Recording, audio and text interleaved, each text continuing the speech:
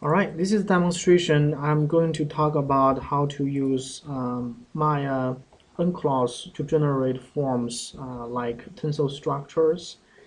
I'm going to demonstrate how to create this kind of lift up structures and how to create a deformation across the surface using unclaws and constraints, some form like that. So before I get started, I want to talk really quick. There are a couple of approach in Maya you can generate the soft geometry. One old school way is actually using soft rigid body. You can create soft body, you can create springs, you can use particle system to manipulate the form. You can also use Maya hair to do that, using multiple hairs to create a string, then you loft as surface. But today we are going to demonstrate with unclaws. The reason is with Maya's nuclear engine is really a very robust way you can generate form. And you have a lot of flexibilities at the end. So first I'm going to create a polygon, and I'm going to convert this polygon model into Maya unclaws. The first thing you want to be careful is about the scale. So if I want to create a 10 structure, let's see, 10 meter by 10 meter, I would just give 10 units, give 10 as subdivision. I gave this translation to 0, so that's the default. So this will be a 10 meter by 10 meter tent. Right? Just give the units. You do want to make sure in a pre-reference setting, the Maya's UI, Maya setting, the working unit is the default centimeter. This seems like it's working pretty good with the nuclear engine. You could switch to others, but later you have to change the scale here. You have to change the scale of the simulation. It's kind of headache. So just keep everything as a default, and here as centimeter, and here you'll know these represent meters. So 10 meter by 10 meter is a pretty good size for a tent. All right. Then in order to create some structure, push up, there are a couple of approach. So first I will show a very easy approach, but not necessarily the best result. You can define the face, then I can extrude the polygon. Just make sure keep face together, extrude, click the global manipulator, move up. I will give the subdivision to 5, 4. The point is you want to make sure you have enough points. It's also good to have a square shape rather than this weird proportion. I will delete this. You got this kind of first chimney-like tower, and then I will do the same thing for this part. Sorry. So before I delete, I do want to extrude, just drag down a little bit, and also I want to give the subdivisions. I give 5 here, 4 here, and then delete. All right, so you got this rigid rectilinear shape. All right, the next thing is I'm going to convert this into my unclaws. You can do this by undynamic, unmesh, and create unclaws. You can also do it by using the tag. So here you have this kind of t-shirt like thing. If you click, it convert that into my unclaws. If I turn on the outliner, you can see there's a new objects unclaws right here. So I'm ready to run the simulation. In the animation setting, this tiny box, make sure check to play every single frame. I will do a continuous play. I want to set maximum playback speed to 24. That's just a good convention. And then I'm going to play. You have to run this every single frame because simulation is always based on the previous frames. So I will give 6 frame total.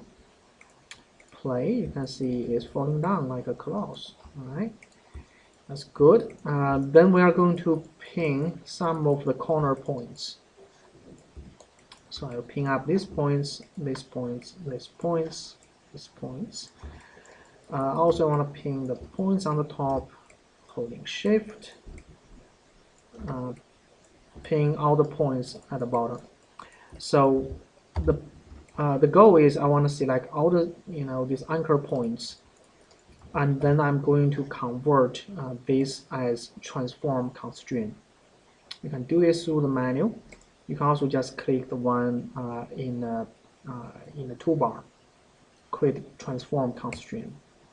So basically, I can nail down these points.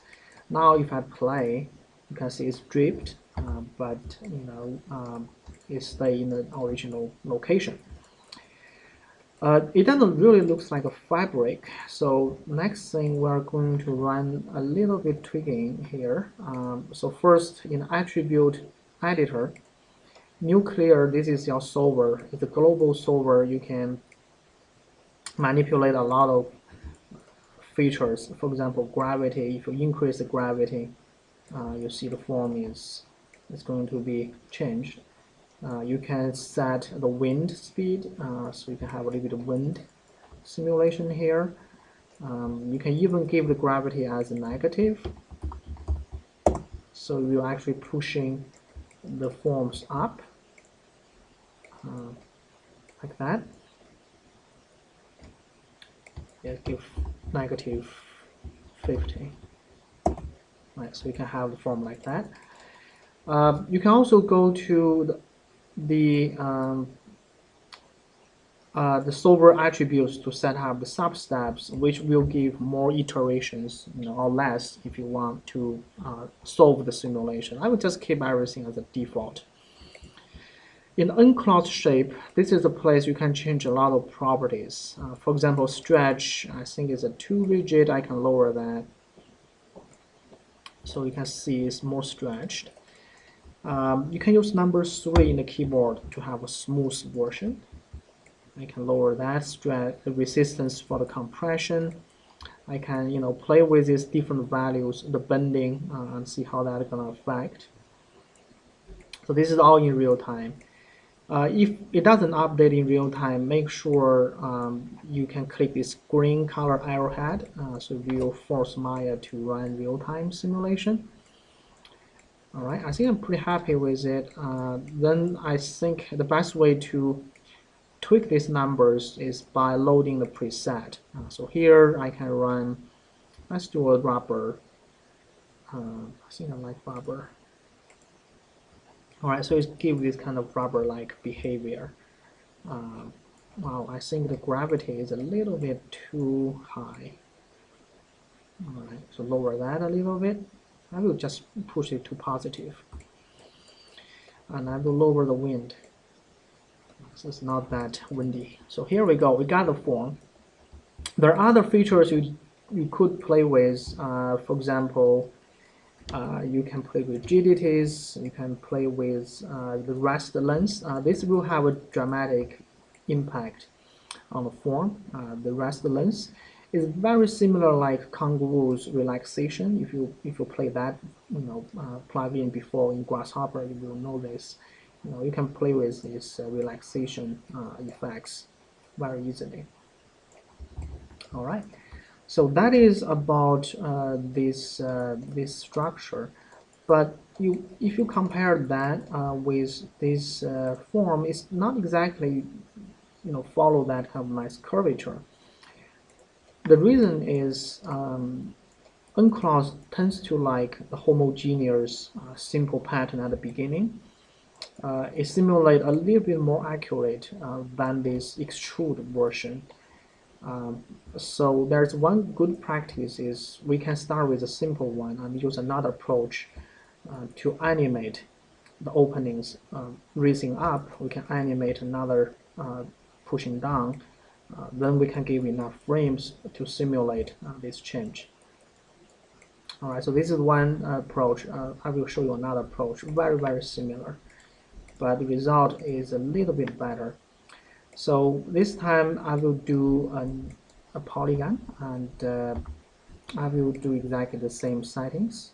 So here I will set the scale as 10 by 10, 10 by 10 subdivisions, give everything here to 0.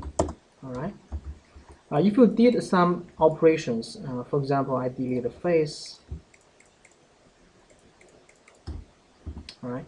It's a good idea. I think I should do that in the first demo as well, to delete the history. So that will kind of compress all the actions into geometry. Will give you a better, quicker simulation. Also, it's good practice to freeze the transformation. So here we go. Type number 3, you can have a soft, visualization.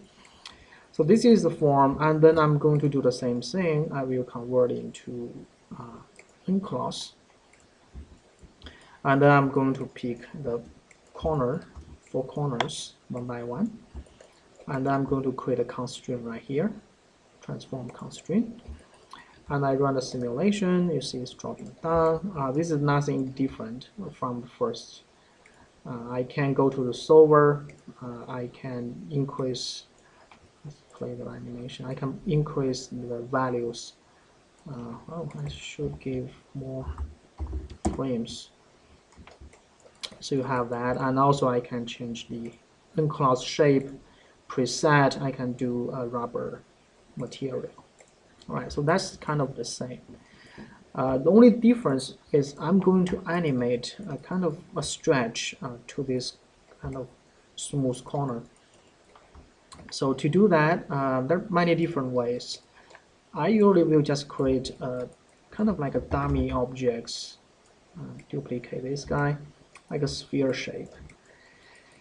Then I'm going to select the vertices, all the vertices along this naked edge, and then holding Shift, select the sphere. The goal is you wanna select both at the same time. All right, let me stop the video first.